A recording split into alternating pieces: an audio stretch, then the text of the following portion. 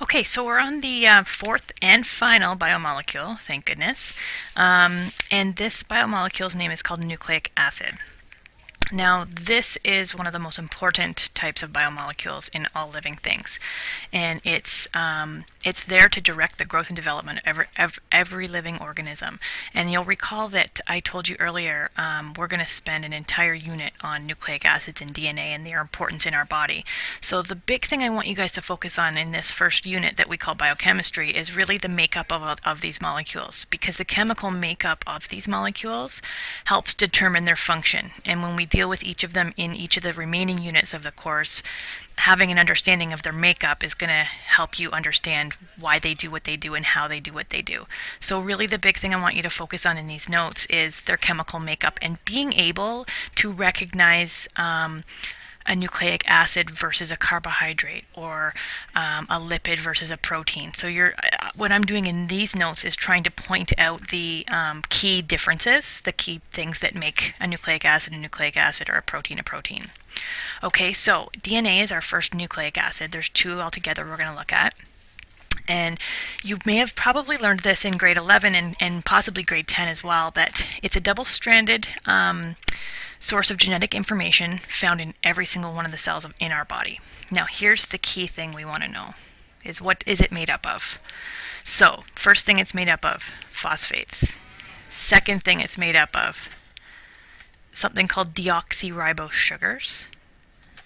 And then the third thing it's made up of is a combination of nitrogenous bases. Okay, now these in words might mean not too much to you, but what I want you to be able to do with these words is to recognize what the makeup of these words are. So here's one of each of these types. So a DNA backbone, and I'm going to show you put it all together in a minute, but let's just look at each individual component. So phosphate is made up of a phosphorus, 4 oxygen, and 2 hydrogen. Remember, this R group is just telling us that something else can be attached to this phosphate, and it can be a number of things, so they just use that R as a general representation. The second thing is our deoxyribose sugar. Okay, so you'll recall when we talked about sugars, simple sugars and carbohydrates, that they were made up of carbons, hydrogens, and oxygens in a specific ratio of 6 to 12 to 6. There was different types of sugars. So the one commonality that all sugars had was that they always end in ose. So glucose, sucrose, that's a clue that you're dealing with sugar. So ribose is just another one of those types of sugars. When we put deoxy at the front of it, remember, each of these little parts to words mean something. So the D means less or devoid of, and oxy is referring to oxygen. So deoxy means it has one less oxygen. So in place of where there might be a hydroxyl group on a ribose sugar, they've just replaced it with a hydrogen. So they've left out one oxygen, and that's when it's called now deoxyribose, because it has one less oxygen than just a plain old ribose sugar. Okay, so that's where that deoxy comes from. Okay, and then the final thing that DNA is made up of is 4 total. And I don't want you to go into too much detail right now in terms of recognizing what each one looks like. You don't have to do that yet. We're going to spend an entire unit, and then you will have to do that. But I do want you to recognize just the general structure of all of these. So you should be able to look at a molecule that maybe has one of these in it and know that it's one of the nitrogenous bases rather than something else like a carbohydrate or a lipid. So really, in the grand scheme of things for this section of the unit, we want to focus on recognition. So recognizing the different types of molecules we're dealing with by looking for key things. Okay, so if you have a nucleic acid in front of you, it's going to contain these 3 things, okay, and there's many different forms they can take. So let's just have a look at how that comes together. So DNA is made up of 2 strands of these components. So this is a simplified diagram. Let's start here. We've got phosphates and sugars that make up basically the sides of your ladder. And then the rungs of your ladder, or the horizontal pieces that come together to hold that together, are your nitrogenous bases. So remember up here, I never went through each one. One's called adenine, guanine, cytosine, and thymine. In short form, we just use the first letter of each of them to show that those nitrogenous bases make up this part of this DNA. And that's all I want you to know right now.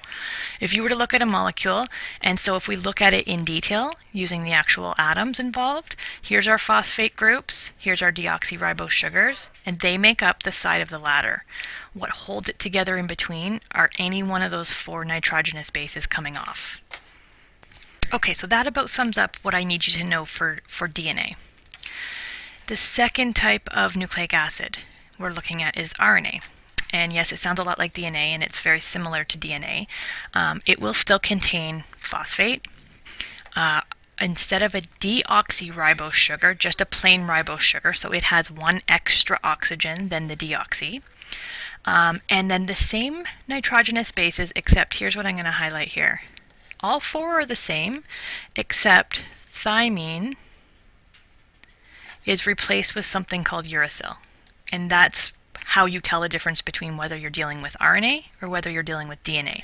And again, you might not know what RNA is, and you may have never heard of it before. We're going to spend an entire unit looking at it. All you need to know at this point is that it's very similar to DNA, except for this, what I highlighted here, that the thymine nitrogenous base, whenever that's used, it's actually replaced with something called uracil. And the main function of RNA, you're going to find out in a lot more detail, is to make proteins in our body. Okay, so same sort of makeup, and the only difference is instead of that thymine, it's something called uracil. And you'll see all of them contain carbon and nitrogen in ring structures. That's what all of our nitrogenous bases, and that's where the word nitrogenous base comes from. The word, they contain nitrogen. Okay. And then the final one, again, we're going to deal with this in a lot more detail. What I want you to do now is be able to recognize the components of each of these things. So the final nucleic acid is ATP. It's an important nucleic acid made up of a nitrogen base called adenosine.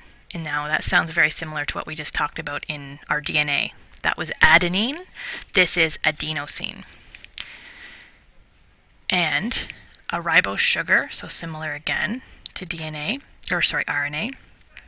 But in this case, we have it in a specific ratio.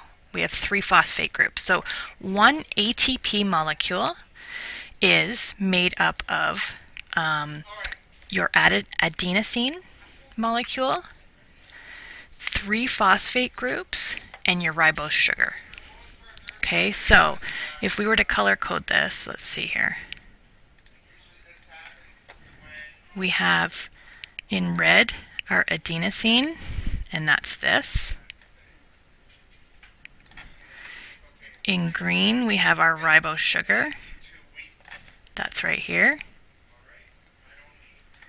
And in blue, we have our 3 phosphate groups bound together off of our ribose sugar. And if you want to add in, I think it's important, ATP is a short form for adenosine triphosphate. Now, that kind of also helps us remember what this is as well, because adenosine is one component of it. Triphosphate means 3 phosphates. That word tri means 3. So that kind of helps you understand the makeup of this as well. So I think that sums up our biomolecules section of this unit. It's a lot of information to take in and a lot of chemistry. I don't want you to be overwhelmed by every minor detail of every atom that's involved in each of these biomolecules. I more want you to now just sort of go back and see, can I tell the difference between them? If I were to have an example of each of these biomolecules all on one page, could you tell me what category they fall into? Could you tell me if this is a carbohydrate or if this is a lipid? So what you need to focus on here is not the minor details of the actual chemical makeup, but just the overall components of each type. And can I distinguish between them if they're all sitting on one page? That's really going to be your goal. And that might take some time and some review to go through that.